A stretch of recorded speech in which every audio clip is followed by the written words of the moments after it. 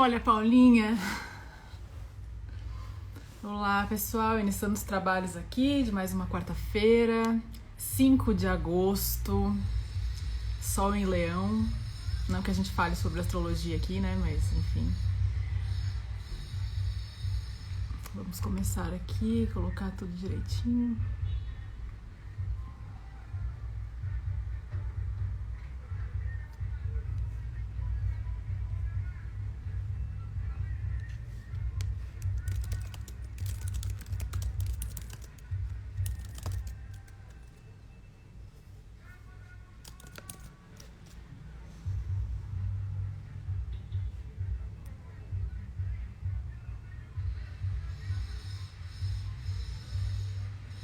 Tem apenas um carro de som e uma reforma aqui perto. Um pouco de barulho, mas vamos lá, São Paulo é assim, né? Então vamos iniciar essa live de hoje, 5 de agosto, como eu falei, 1h30 da tarde. Esse é o Cafezinho Produtivo, um projeto meu, da Fanny e da Carol, que a gente criou para dar uma amenizada na nossa ansiedade durante a quarentena e acabou virando um instrumento de troca muito grande e de compartilhar conhecimento sobre o mundo da produção, que é essa galera que está sempre no backstage e agora tem a oportunidade de falar sobre seu trabalho, né? Antes de começar a live, eu queria só dar um salve pro pessoal da técnica, que fez uma passeata com cases esse domingo.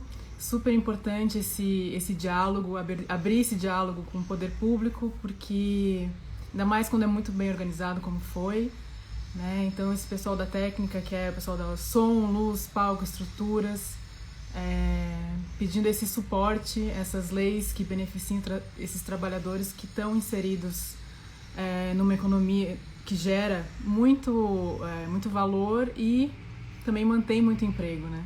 Então é super importante ter iniciativas como essa. Hoje a gente começa uma nova etapa aqui do Cafezinho, abrindo os ares para outras cidades do Brasil.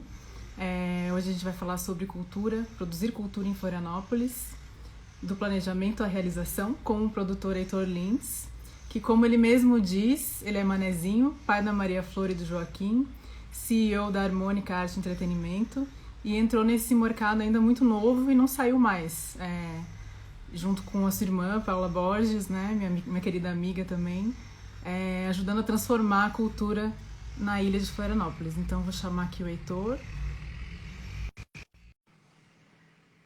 Quem tiver perguntas sobre a ilha, sobre Floripa, sobre produção lá, pode mandar. Olá, Heitor. Oi, Ari. Deixa eu arrumar aqui. Tudo certo por aí? Tudo Tá frio em certo? Floripa? Tá calor? Não, tá calor, nossa. Que Não coisa, chegou né? o inverno não chegou ainda. Nossa, aqui tá frio. Ou eu sou friorenta, né? Não sei. Bem-vindo ao cafezinho.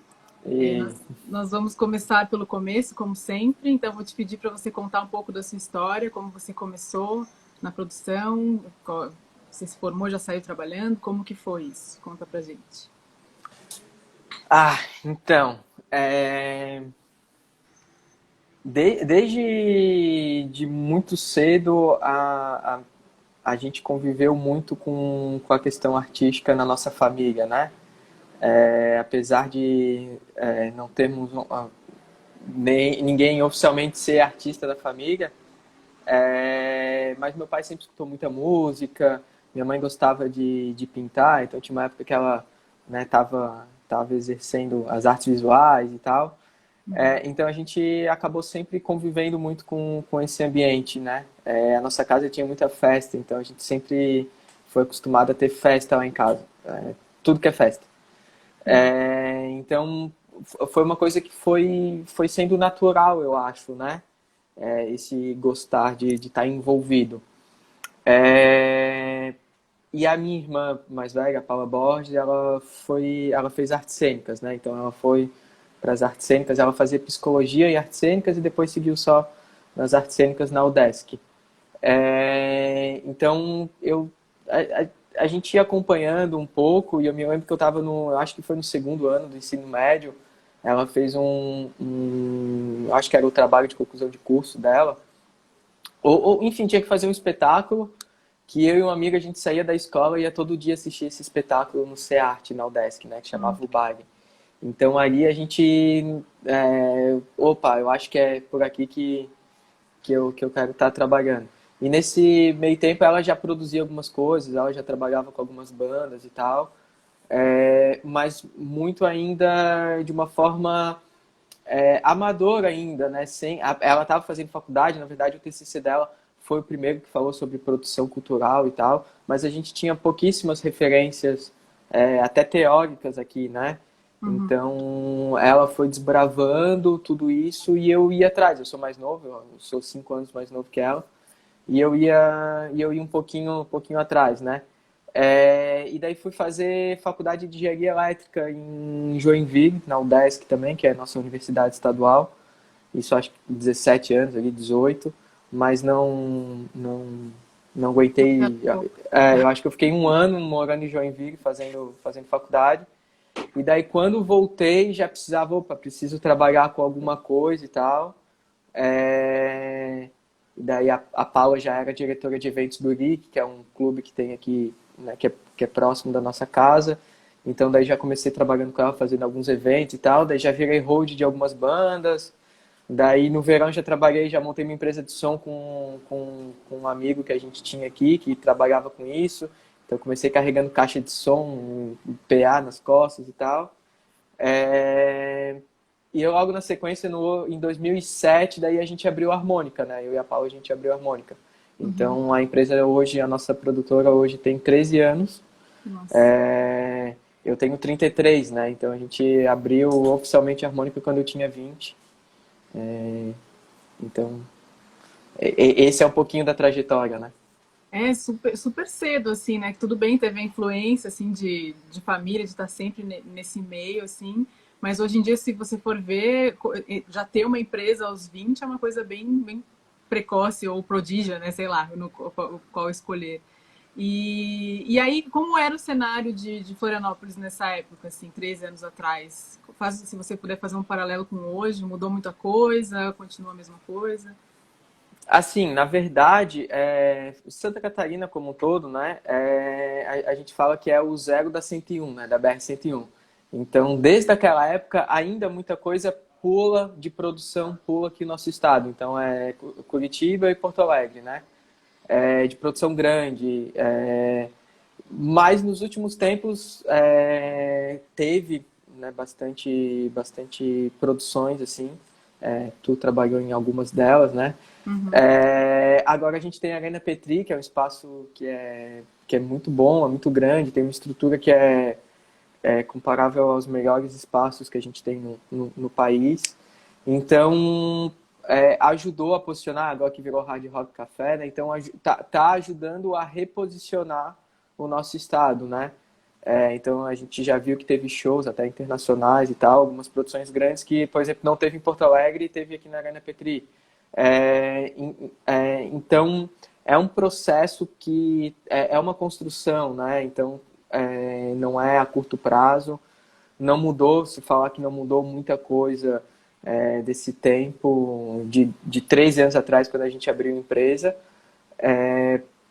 A gente sofre bastante com mecanismos de incentivo. Então, São Paulo tem PROAC, que sabe que todo ano tem PROAC e tem PROAC. Ou que tem público para fazer as coisas, ou que tem espaços para fazer alguns eventos. Exato. Aqui a gente sofre muito com isso, né? Então, por exemplo, o nosso edital estadual de 2010 para cá teve 4 edições, 5 edições, teria que ter 10, ou seja, teve metade. Enfim, outros mecanismos também de apoio. A gente aqui tem, em Florianópolis, basicamente, a gente só tem a lei de incentivo à cultura, né, em termos municipais. Todo ano é uma briga, todo ano a gente está tentando mudar a lei, fortalecer a lei, e parece que a gente sempre está remando, né? Remando contra a maré e tal, mas a gente não desiste, né? A gente É. continua aí nessa luta. Sim, eu admiro muito quem continua em Florianópolis e vive disso, assim, né? Eu fui uma que saiu porque eu estava sempre fora, eu estava mais fora do que na ilha, né? E acabei saindo. Mas aproveitando esse ponto, assim, faz 6 anos, acho que eu saí de Florianópolis, que eu moro em São Paulo. E cada vez que eu vou, eu sinto que está bem diferente a cidade, assim. Mas em termos culturais, eu realmente não vejo esse avanço, que nem você falou, Sim, assim. A sim. gente vê muitos restaurantes, muita coisa ligada à praia, ou talvez eventos de música eletrônica em clubes, Muito assim, forte, é. clubs. Mas em relação a tipo exposições ou é, mesmo shows internacionais, por exemplo, assim, realmente é um pouco mais lento esse desenvolvimento, né? No trânsito também, talvez. É o Zero da 101. Por exemplo, exposições, a gente teve o Miró em 2013. Tem algumas coisas que estão vindo, né, que começaram a vir, mas é muito mais por uma teimosia de nós produtores, que a gente sempre dá um jeito, faz, do que uma política já estabelecida, né? Uma política cultural, o município já tem um planejamento, o estado tem um planejamento. Não, é muito mais uma luta nossa dos produtores, dos artistas que estão sempre brigando. O que é um pouco contraditório, é porque Florianópolis tem duas universidades, só na ilha, né? Tem duas universidades de artes cênicas, tem universidade de música, tem duas de cinema, enfim, tem uma produção acadêmica que é muito grande. Muitos professores vêm para cá para dar aula, fazer seus mestrados, doutorados. Só que acaba que é isso, né? Tu vem para estudar, tu fica aqui, tu monta um grupo, tu monta uma banda, tu faz algum trabalho, mas não tem vazão para isso, né?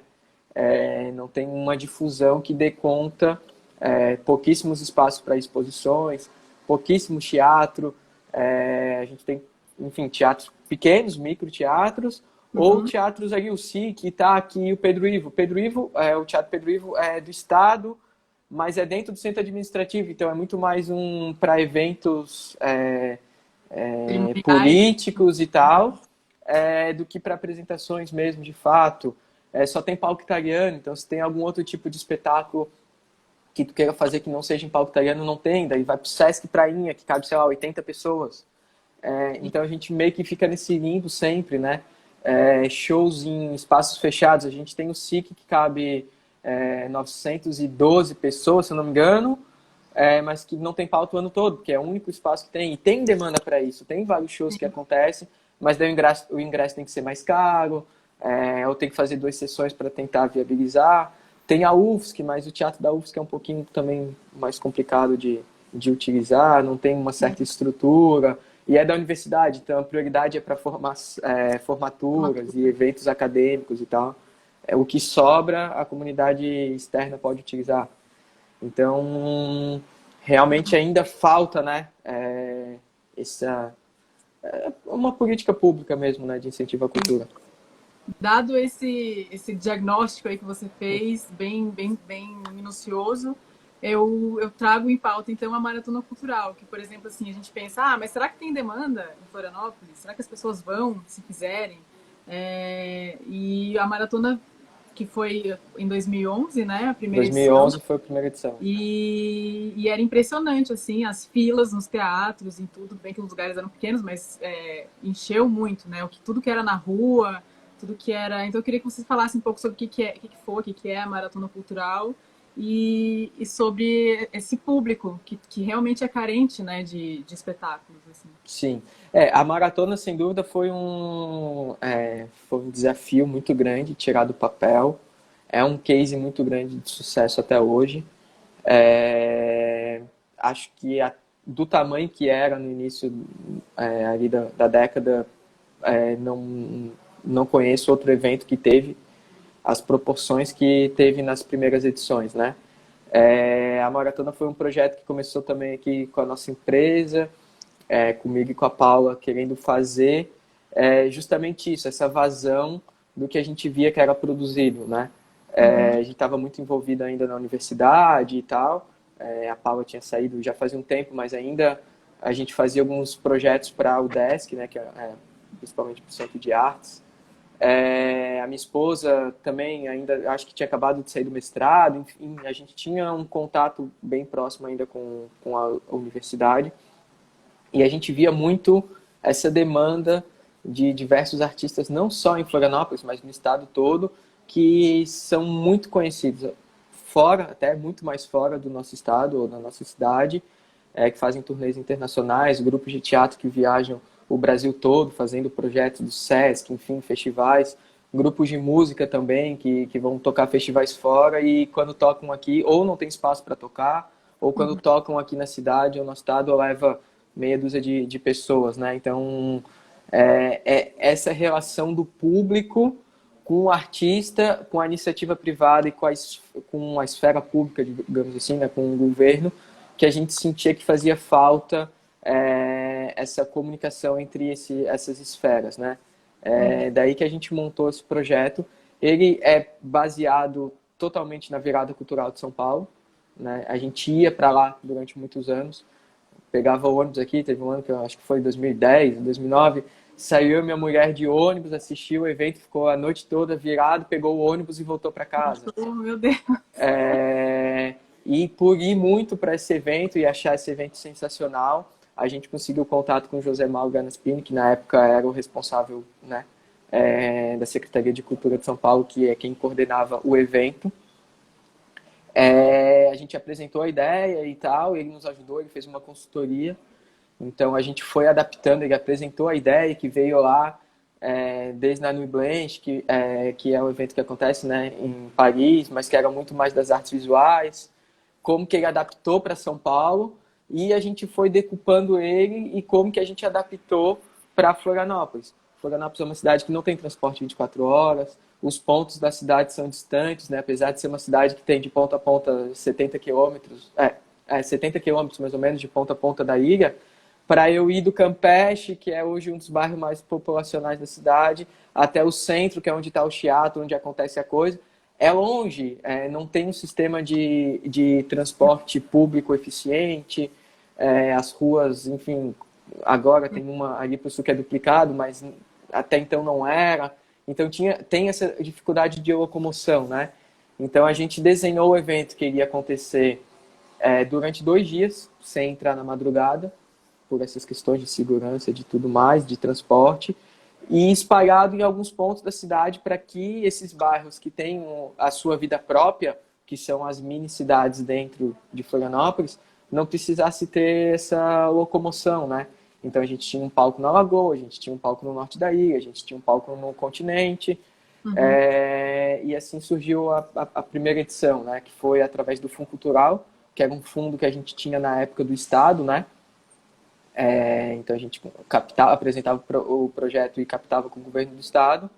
Esse fundo deixou de existir em 2013, que foi o penúltimo ano dessa primeira fase da maratona, né? A gente conseguiu ainda fazer em 2014 somente com o Lei Rouanet e com iniciativa privada, mas daí, como não existia mais o Fundo Cultural e era um evento que era muito grande, a gente não tinha mais condições, né, financeiras de fazer o projeto dessa magnitude.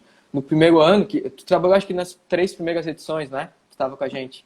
Acho que nas 4 primeiras. Nas 4 primeiras, 2011, 12, 13 e 14. 2014, isso. Então tu sabe bem os perrengues que a gente passou, como a gente desbravava, né?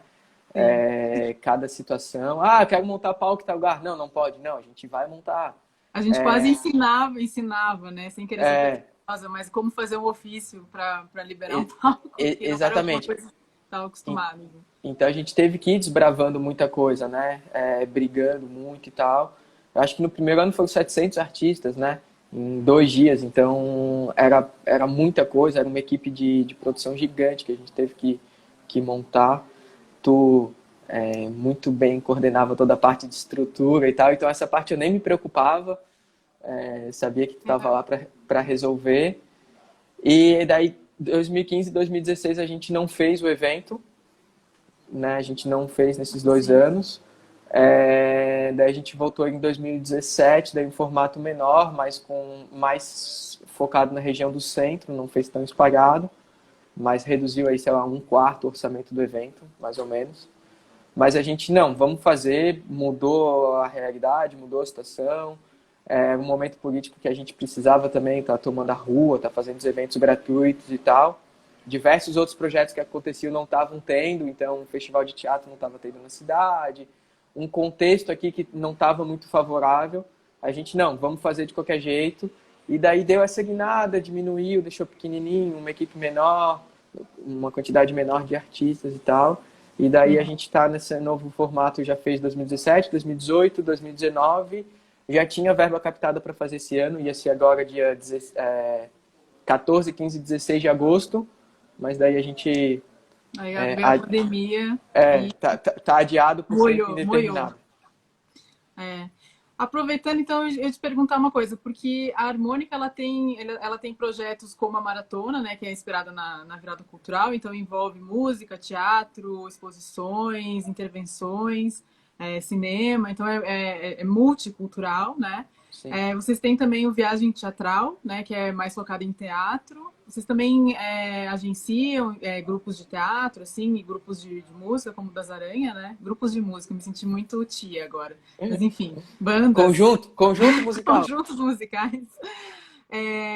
E aí, eu queria te perguntar como é que foi essa transição aí, porque vocês já tinham museus virtuais, por exemplo, que era uma iniciativa digital há muito tempo. Sim. Então, para vocês, essa pandemia, é claro que trouxe muito penso antes de fazer qualquer adaptação, mas vocês fizeram uma edição da Maratona virtual, por exemplo, né? Sim, eu queria que você falasse um pouco sobre essa adaptação e como foi, assim, existiu uma equipe, como que foi produzir virtualmente, assim?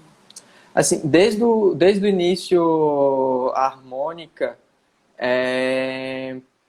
a gente não nasceu assim, a gente trabalha com teatro, ou a gente trabalha com música. Até porque eu não sou artista e não venho em nenhuma dessas áreas especificamente, né? Depois eu fazia administração, então eu venho mais de uma área de gestão. Tenho mais algum, né, contato com determinada área, em determinado projeto e tal. A Paula veio das artes cênicas, mas depois acabou... sempre foi pro lado da produção, então durante o tempo esteve muito envolvida com a parte de música. E durante um tempo eu fiquei envolvido mais com a parte de teatro, mas nunca teve uma definição, assim, né? O primeiro projeto grande que a gente fez em 2007 foi a turnê sul do Grupo Galpão, né, de Minas e tal. Então foi uma das primeiras produções assim grandiosas que a gente fez, foi com um grupo de teatro. Então a gente acabou se acostumando, fazendo algumas coisas de teatro. A minha esposa é atriz, então... durante muito tempo eu produzi o grupo de teatro dela, então eu estava sempre mais envolvido com as artes cênicas e tal. Em 2014 a gente dividiu a empresa, que daí a gente montou o Instituto Maratona Cultural, na qual a Paula é a presidente, e eu fiquei com a Harmônica, na qual eu, né, sou responsável. E a gente vai trocando... às vezes eu produzo alguma coisa dos museus, do Instituto Maratona Cultural, como tem o projeto Museus Virtuais, às vezes ela produz alguma coisa para a Harmônica. Enfim, tem uma dinâmica nossa que a gente criou, mas não pela divisão de isso aqui faz tal coisa, isso faz tal coisa. Na verdade, a Harmônica é a empresa mais executiva, digamos assim, né? Que bota a mão na massa, e o Instituto Maratona Cultural é a que mais planeja e a que mais trabalha com essas questões de leis e tal. Como tu falou dos museus, em 2013 a gente criou esse projeto chamado Museus Virtuais, que eram visitas guiadas a museus através, na época, era o Google Art Project, que era a plataforma do Google. Começou, acho que era 20 museus, hoje tem, sei lá, milhares de museus, hoje até mudou o nome para Google Art e Cultura. Então a gente criou esse projeto e desde 2013 vem trabalhando com essa questão de museu virtual. Quando começou a pandemia em março desse ano, a gente já estava com o projeto captado, já estava com o material gráfico todo pronto. A primeira sessão ia acontecer, se eu não me engano, era dia 25 ou 27 de março. Então, quando parou tudo aqui em Floripa no dia 17, a gente, o que a gente vai fazer? Não, vamos fazer virtual. Porque a gente já dependia da internet para estar visitando os museus, só que as pessoas iam fisicamente assistir, que é num cinema, com uma multitela e tal. A gente só transferiu para a live através do Instagram e agora a gente já evoluiu um pouquinho e está fazendo através do YouTube. Então é uma ação que a gente já estava fazendo, né? E daí, bandas e outras coisas, a gente também foi se adaptando. O Das Aranha começou a ter uma procura grande de live, então, opa, preciso saber um pouquinho como que funciona as...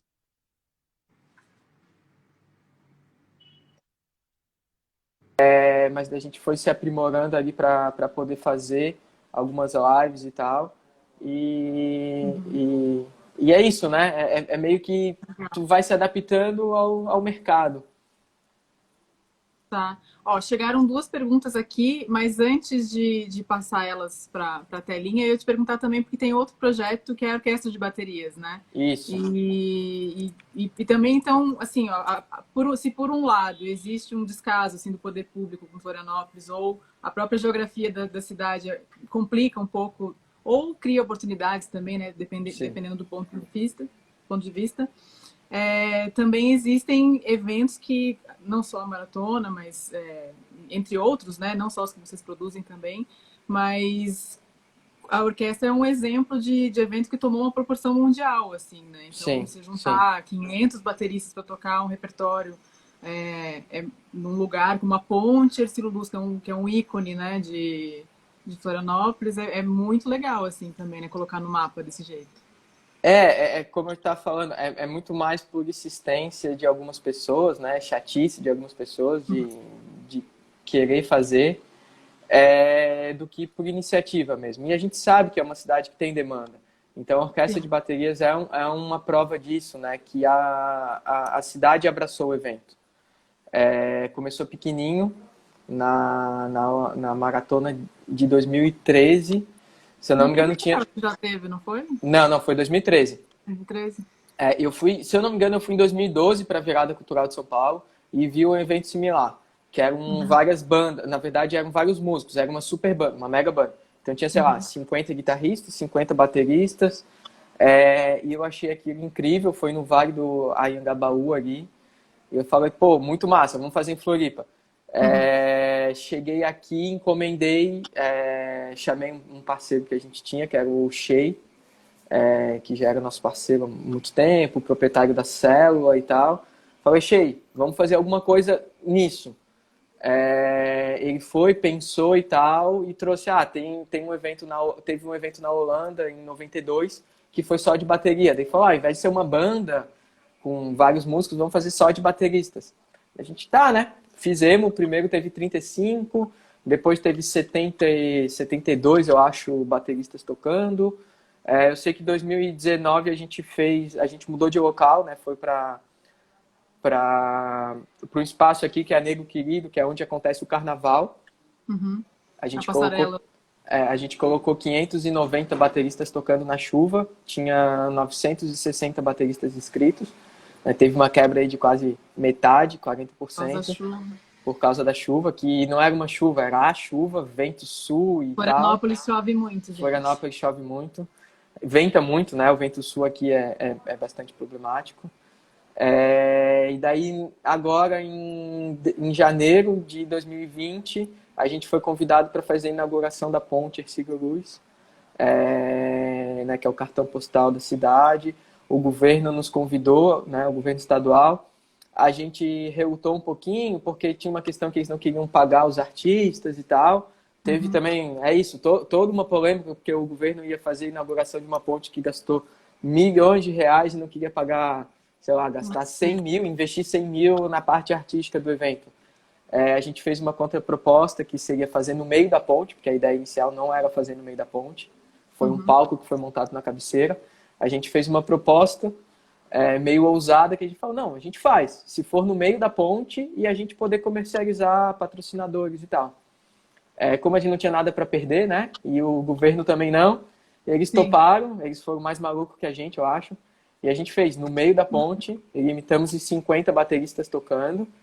E foi incrível, as imagens, enfim, aérea, pegando a ponte, pegando o mar, foi um dia de sol perfeito, Olha, circularam o mundo, então a gente teve matéria em jornal na Inglaterra, em jornal na China, em jornal, enfim, que legal. deu uma circulada aí esse evento, esses vídeos, né? Fora os outros vídeos que a gente teve, que já viralizou também em outros países, a gente tem um vídeo da Orquestra de Baterias com quase 3 milhões de visualizações e tal.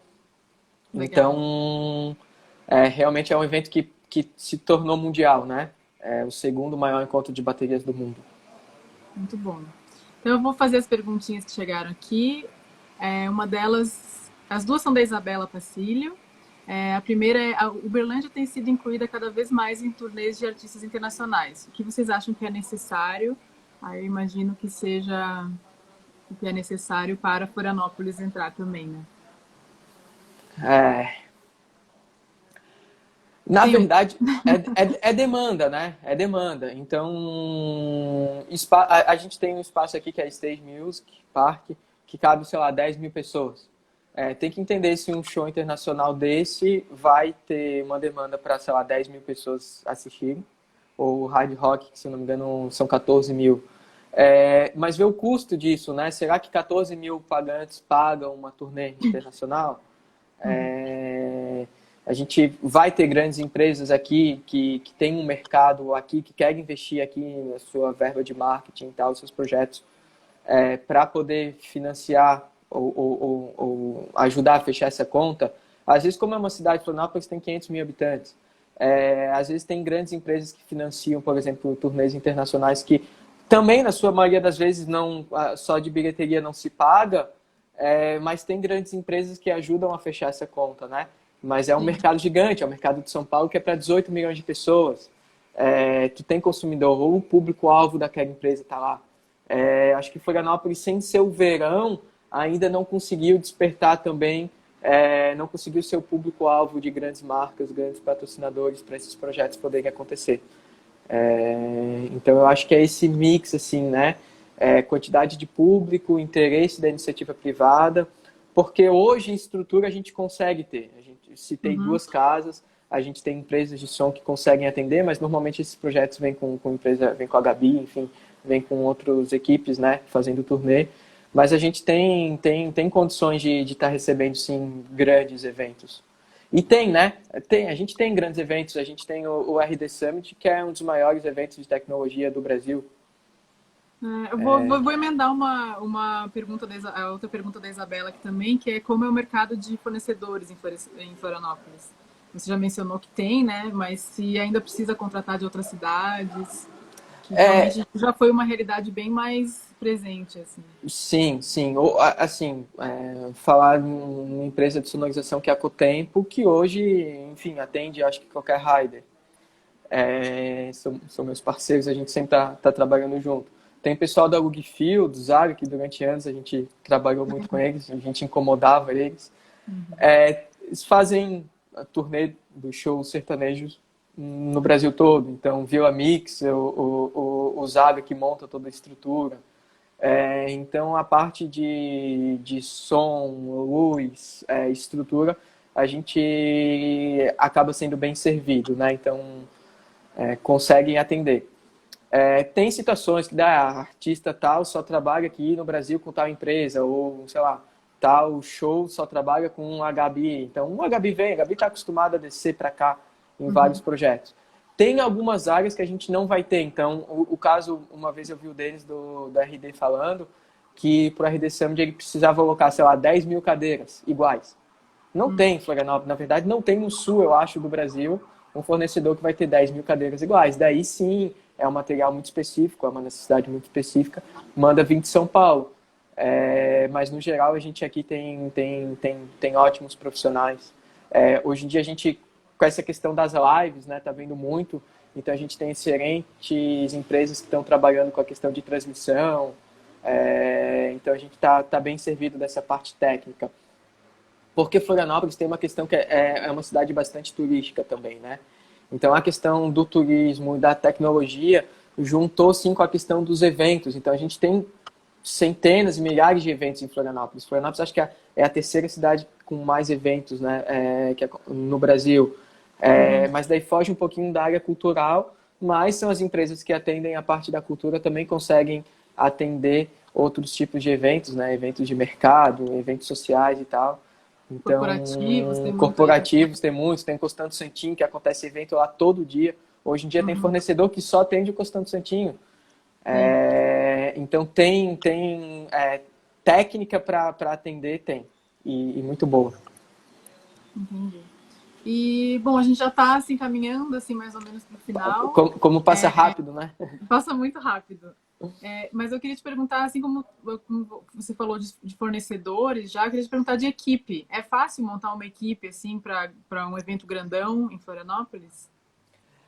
Fácil assim que eu digo você achar produtores bons, né, Sim, responsáveis, sim. comprometidos e tudo mais. É, não é fácil. Tanto é que eu acho que eu já te chamei algumas vezes para vir trabalhar conosco aqui desde que tu foi para São Paulo, né? Sim. É, mas a gente Bora não. naquelas, né? Aqui Vamos. tem bastante gente que eu posso migrar para aí. Mas a gente, enfim, a gente acaba fidelizando a equipe, né? Eu gosto muito de ajudar também a formar a equipe. Legal. É, eu aprendo muito também com todo mundo que passa, então eu tenho. A gente tinha uma equipe aqui até julho, a gente tinha uma equipe média aqui na produtora, a gente teve que fazer uns reajustes e tal, porque a gente perdeu todos os contratos, perdeu perspectiva, então a gente teve que reduzir a equipe, mas eu Uhum. mantive as quatro colaboradores que a gente tinha aqui até julho. Então, são pessoas que vêm trabalhando ao longo dos anos conosco, né? Então, vai entendendo um pouquinho qual que é o nosso processo de produção, nosso método, e a gente também vai aprendendo, a gente gosta de deixar muito livre e tal. Para a Maratona Cultural, que a gente tem uma equipe grande de produção, já teve uma equipe muito maior, mas agora nos últimos anos era uma equipe um pouquinho mais reduzida. Tem pessoas que vêm trabalhando também bastante conosco, então são freelas, né, mas que já trabalham com uma certa frequência, então eu já sei quem que vai ser o time da maratona. Para 2020 eu já tinha o time da maratona pré-montado. As Sim. pessoas já sabem mais ou menos que em agosto vai ter o evento, então de junho, maio, ou enfim, dependendo, até agosto, setembro eu vou trabalhar nesse projeto. Mas fora isso, a gente tem alguns bons produtores. É, aqui eu vejo muito que tem gente também que, como tu e como várias outras pessoas que eu conheço, que foram trabalhar em São Paulo, foram trabalhar para o Rio. Já tive alguns convites de trabalhar tanto em São Paulo quanto no Rio, mas como eu montei a minha base aqui, eu tive uma filha muito cedo também, a Maria Flor fez 10 anos agora. Uhum. Então, por exemplo, quando eu tenho um amigo que me chamou, o Jonatas, que trabalhou muitos anos com a gente no Floripa Tem, que é outro projeto que foi uma escola também. Ele Uhum. é de São Paulo, o Jonatas, enfim, tu conhece, né, o Tchê, né? Sim, sim. Hoje ele está no Rio trabalhando com a parte de games, né? Mas quando ele saiu que trabalhava que fazia o Lollapalooza antes, qual que é o nome? A G, né? Acho que era G. E agora a Fanny pode falar melhor ou a É, Carol que trabalhava mais. Eu é, sou péssima para nome. que saiu ali, fechou a produtora, foi todo mundo para São Paulo, acho que foi 2015, 2016, o Tia falou, então, quer trabalhar nas Olimpíadas? Vem trabalhar aqui comigo. Uhum. É, poderia ter ido trabalhar lá com ele, por exemplo, na produção das Olimpíadas, mas foi o ano 2016, o ano que o Joaquim, meu filho, nasceu. Então eu acabei por circunstâncias de empresa, a gente já tinha vários eventos programados e tal, e questão familiar, enfim, vários outros. A gente acabou que eu particularmente nunca peguei e fiz projetos fora, né? Fiz Estação Gramado no Rio Grande do Sul, trabalhei acho que 3 meses morando no Rio Grande do Sul, já fizemos Uhum. produção em Portugal, já fizemos várias outras produções fora, mas a nossa base, a gente se estabeleceu aqui, né? A gente faz eventos fora, mas desde que seja sediado em Florianópolis, né? A base seja aqui.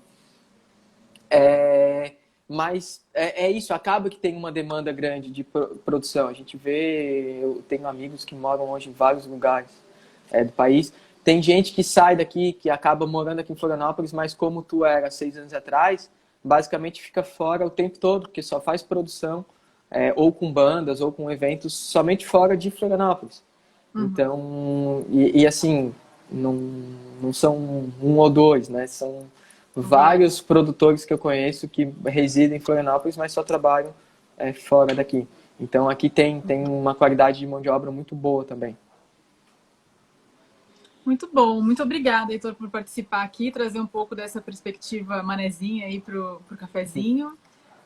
A gente aqui tem a temática de agosto também é dedicada a produtores ao redor do mundo, né? As lives vão ser entrevistas com produtores pelo Brasil e as playlists são de produtores que estão espalhados, que também saíram do Brasil, porque o Brasil também não está fácil, né? Não é para principiantes. É verdade. E na sexta temos o Productionary, que são termos clássicos ou muito utilizados na produção. Meus recados estão dados. Se você quiser falar alguma coisa, Heitor, pode usar esse espaço aí para divulgar seus trabalhos. Olha a Flávia, gente. A Flávia, nossa, a nossa equipe 2011 está em peso aqui, né? O Gui, que é o Gui, que é a nossa advogada até hoje, era em 2011, está aí também, acabou de entrar aqui. Então a gente está com a equipe de 2011 quase em peso aqui. Eu queria primeiro agradecer pelo convite para participar aqui com vocês, né, nesse projeto. Eu tenho acompanhado, tenho sempre que dá ali. É um horário que é um pouco... Tô finalizando o almoço das crianças, que começa a aula às 2 e tal. Mas na medida que dá, eu vou acompanhando ou vejo depois e tal. Fiquei muito feliz que vocês fizeram esse projeto. Realmente a gente acaba...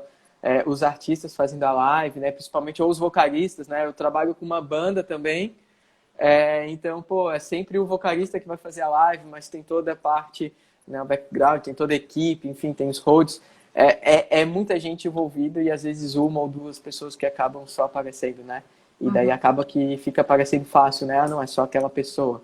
Mas é muita gente por trás envolvida numa banda, ou num show, ou num evento e tal. Então, é muito legal esse espaço de vocês para justamente dar voz e dar cara, né? Mostrar quem são os produtores, assim como tu que trabalhou nos principais festivais, assim como a Fanny, vários outros que eu vi aqui, que vocês já entrevistaram, que é quem faz acontecer mesmo os principais eventos artísticos e culturais do país, né? Então, isso é muito bacana. Então, fico feliz. Sou muito grato, né, a você, em especial, porque a gente trabalhou há alguns anos junto. Aprendi muito. Você fez muita falta quando saiu, né? A gente até brigava, né, Heitor? A gente até brigava bastante, mas a gente sabe... Não, mas sempre com muito respeito também. E pro evento, né? Dentro das planilhas, gente. Nunca vi uma pessoa dominar tanto um evento e ter essa visão como ele, assim. Impressionante, parabéns. Tive que aprender na tentativa e no erro, na verdade, né? E que bom que eu sempre tive pessoas comigo que sempre pegaram junto. Eu ouvi de um produtor esses dias, a gente estava gravando uma questão e tal, e eu ouvi de um produtor que ele falou, eu acabo com a banda, mas a música fica boa, né? Então, quando a gente está muito envolvido num projeto e tal, a gente se doa muito. A gente virou dias montando o palco, ia dormir 1, 2 horas, mas assim, tinha que entregar, sabe? A gente entregava. Então, eu vi um pouco dessa escola que a gente tem que entregar. Briga lá na hora, briga da montagem, briga com o fornecedor, dá esporro, faz aqui, mas assim, quando passou o evento ou quando começou o evento e tá tudo dando certo, daí que né, tira aquele peso, né? A responsabilidade que a gente tem é muito grande. Enfim, sei lá, é um palco... Porque problema a pessoa já tem vários problemas no dia a dia, né? E quando ela vai para um evento, ela quer se divertir. Aí se ela acha uma fila, se ela acha alguma coisa que tudo, né, conflui, assim, para que a experiência da pessoa seja boa. Então, tudo cai sobre o produtor e sobre quem está organizando aquilo ali. Né? E o evento não pode ter erro, né? Porque a experiência do público é única, né? A experiência da banda que está tocando é única também. O som tem que estar perfeito para a banda que vai chegar e vai tocar. Como tu falou, não pode ter fila, não pode ter nada. Então, essa experiência é única. Então, para isso... É claro que tem experiência de quem está produzindo, né? Mas é muito trabalho, assim. É muito suor, é muito amor envolvido. A maratona é um exemplo que, assim, é por amor, porque a gente basicamente nunca ganhou dinheiro. A gente sempre... Muito pelo contrário, a gente quase sempre perdeu. A planilha fechava no zero. Esse ano vai dar lucro, mas daí tem mais despesa. Fechou, zerou. quando não tinha prejuízo. Mas, assim, é pela satisfação de estar fazendo o evento, pela satisfação de ver as pessoas cantando, aplaudindo, assistindo o espetáculo, vendo o cinema. Então, eu acho que esse evento específico, que foi o que a gente trabalhou em conjunto, sempre foi por amor, assim, e continua sendo. Legal. Muito boa essa mensagem aí, né, gente? É só assim a gente segue junto também. Então, vou indo, porque já estou ouvindo aqui no meu ponto que eu passei, estourei o limite aqui de tempo. E eu falo, né? Muito Deixava eu obrigada, falando. pessoal. Não, mas o papo fluiu também. Próxima quarta-feira tem live de novo, também com produtores pelo Brasil. E fiquem ligados nas divulgações aí. Muito obrigada, Heitor. Valeu, Floripa. Um beijo para todo mundo. Beijo, gente. Tchau, tchau.